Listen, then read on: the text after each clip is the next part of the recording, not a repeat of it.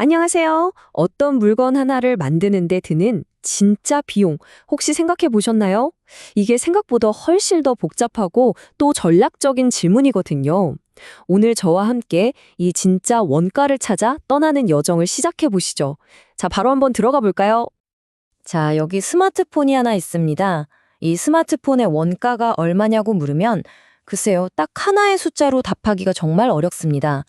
들어가는 부품값도 있겠고, 이건 조립하는 사람들의 인건비, 공장 임대료도 있겠죠. 심지어 TV 광고 같은 마케팅 비용까지. 대체 어디까지를 원가로 봐야 할까요? 이 질문에 어떻게 답하느냐에 따라 한 회사의 운명이 바뀔 수도 있습니다. 자, 본격적인 탐험에 앞서서 우리한테 꼭 필요한 장비, 그러니까 원가 회계의 기본 용어들부터 한번 챙겨보겠습니다. 이것만 딱 알면 원가의 큰 그림이 보이기 시작할 거예요. 첫 번째 개념은 바로 제품 원가입니다. 우리가 맛있는 쿠키를 만든다고 상상해 볼까요? 그때 들어가는 밀가루나 설탕값, 이런 게 바로 제품 원가예요. 근데 재밌는 건요, 이 쿠키가 팔리기 전까지는 비용이 아니라 회사의 재고 자산으로 잡힌다는 겁니다. 아직 돈을 쓴 게 아니라 팔 수 있는 물건, 즉 자산을 가지고 있는 상태인 거죠. 그럼 기간 원가는 뭘까요? 이건 제품 생산이랑 직접적인 관련은 없는 비용들이에요. 예를 들어 우리가 만든 쿠키를 팔려고 전단지를 만들었다거나 영업사원에게 수수료를 줬다거나 하는 것들이요. 이런 비용들은 자산으로 잡히는 게 아니라 발생한 그달에 바로 비용으로 처리해버립니다. 변동원가는 말 그대로 생산량에 따라 변하는 비용입니다. 자동차를 한 대 더 만들 때마다 타이어 4개가 더 필요한 것처럼요. 생산량이 늘면 총 타이어 비용도 정비례해서 쭉 늘어나겠죠. 하지만 정말 중요한 포인트는 이거예요. 자동차 한 대당 들어가는 타이어 값, 즉 단위당 원가는 항상 똑같다는 거죠.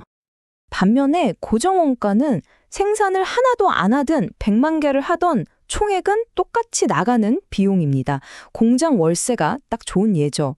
여기서의 핵심은 뭐냐면 생산량이 늘어나면 늘어날수록 제품 하나가 부담해야 할 월세는 점점 줄어든다는 거예요. 많이 만들수록 원가 효율이 좋아지는 마법이 일어나는 거죠. 회계에서는 원가를 또 이렇게 두 가지로 묶어서 보기도 하는데요. 첫째는 주요 원가. 이건 제품의 핵심 재료비와 그걸 만드는 데 들어간 직접적인 인건비를 합친 거예요. 말 그대로 제품의 가장 기본이 되는 뼈대 같은 원가죠. 둘째는 변환 원가입니다. 이건 재료를 완제품으로 변환시키는 데 들어간 모든 비용을 뜻해요. 여기 보시면 직접 노무비가 양쪽에 다 들어가 있죠. 바로 이 직접 노무비가 두 개념을 이어주는 연결고리 역할을 합니다.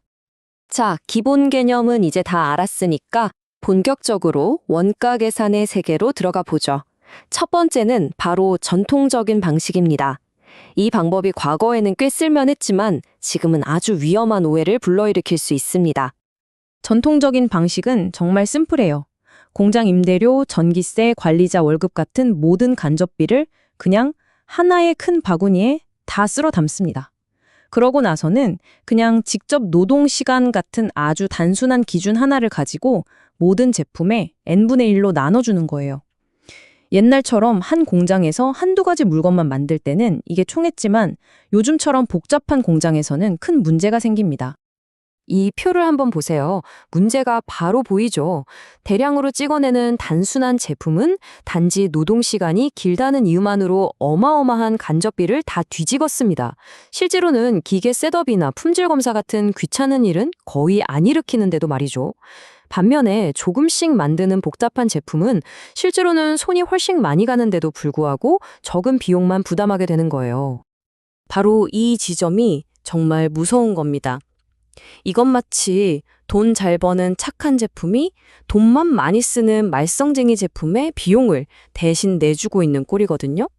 이런 왜곡된 원가 정보를 가지고 우리가 가격을 정하고 마케팅 예산을 쓰고 심지어 어떤 제품을 없앨지 결정한다면 그 결과는 정말 끔찍할 수 있겠죠? 그래서 등장한 현대적인 해결책이 바로 활동 기준 원가 계산, 우리가 줄여서 ABC라고 부르는 겁니다. 이건 우리에게 원가를 볼 수 있는 완전히 새로운 눈을 뜨게 해줍니다. ABC의 원리는 아주 상식적이에요. 먼저 비용을 발생시키는 진짜 활동들이 뭔지 찾아내는 겁니다. 예를 들면 기계를 세팅하거나 품질을 검사하는 것 같은 것들이요. 그리고 각 활동별로 비용을 모아두고 그 비용을 일으키는 진짜 원인, 즉 원가 동인을 찾아냅니다. 마지막으로 각 제품이 이 활동들을 실제로 얼마나 사용했는지에 따라서 비용을 아주 공정하게 나눠주는 거죠. 그리고 바로 이 슬라이드가 우리가 아하하고 깨닫게 되는 순간입니다. ABC를 적용했더니 원가가 극적으로 이동한 게 보이시나요? 기계 설치도 훨씬 많이 하고 검사 시간도 오래 걸렸던 저 복잡한 모델이 사실은 진짜 돈 먹는 하마였다는 게 드러난 거죠. 이제서야 비로소 우리는 각 제품이 진짜로 돈을 버는지 아니면 까먹고 있었는지를 알게 된 겁니다.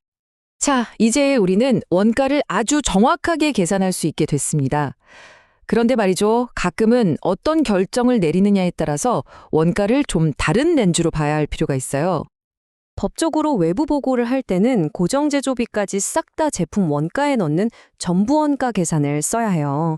하지만 회사 내부적으로 의사결정을 할 때는 변동 원가 계산이 훨씬 더 유용할 수 있습니다. 왜냐하면 이건 제품 하나를 더 팔 때마다 실제로 우리 주머니에 돈이 얼마나 더 들어오는지를 아주 명확하게 보여주거든요. 예를 들어 물건을 100개 만들어서 50개만 팔았다고 해볼게요. 전부 원가 계산에서는 안 팔린 50개에 들어간 고정비가 자산으로 남아서 이익이 더 많아 보이는 착시 현상이 생길 수 있어요. 변동 원가 계산은 이런 왜곡 없이 진짜 판매 성과를 보여주는 거죠. 이 문장이 변동원가 계산의 핵심 철학을 아주 잘 보여줍니다. 이게 무슨 말이냐면요. 공장 임대료 같은 고정비는 제품을 1개 만들든 1000개 만들든 어차피 똑같이 내야 하는 돈이잖아요. 즉, 특정 제품을 만드는 행위보다는 물건을 만들 수 있는 생산 능력 그 자체를 유지하기 위한 비용에 가깝다는 거예요. 그래서 제품 하나하나에 나눠주기보다는 그냥 그 기간의 비용으로 한 번에 처리하는 게 더 합리적일 수 있다는 거죠. 지금까지 우리는 정확한 원가 정보가 어떻게 더 나은 의사결정을 이끄는지 봤습니다. 그럼 여기서 딱 한 걸음만 더 나아가 볼까요? 이 정확한 원가 정보를 우리 회사의 전체적인 경쟁 전략과 연결하면 과연 어떤 일이 일어날까요? 여기에 보이는 현대 경영 철학들은요, 모두 원가와 가치를 연결하려는 시도라고 볼 수 있습니다. 먼저 가치사슬 분석으로 우리 회사의 활동 중에 어떤 게 진짜 고객에게 가치를 주는지 찾아냅니다. 그 과정에서 낭비를 발견하면 린 제조나 JIT 같은 철학을 통해 재고 같은 모든 종류의 낭비를 없애려고 노력하죠. 그리고 카이젠은 이 모든 과정을 전 직원이 참여해서 매일 조금씩 끊임없이 개선해 나가는 문화를 만드는 겁니다. 이건 품질 비용이라는 개념인데요. 아주 흥미롭습니다. 똑똑한 회사들은 불량이 생기기 전에 미리 막는 예방 비용이나 불량을 빨리 찾아내는 평가 비용에 돈을 더 많이 씁니다. 왜냐고요? 불량이 생긴 뒤에 수습하는 실패 비용, 특히 고객 손에 넘어간 뒤에 발생하는 외부 실패 비용이 훨씬 더 비싸다는 걸 알기 때문이죠. 미리 쓰는 돈은 비용이 아니라 현명한 투자입니다. 오늘 우리는 원가의 진짜 의미를 찾아 떠나는 여정을 함께 했습니다.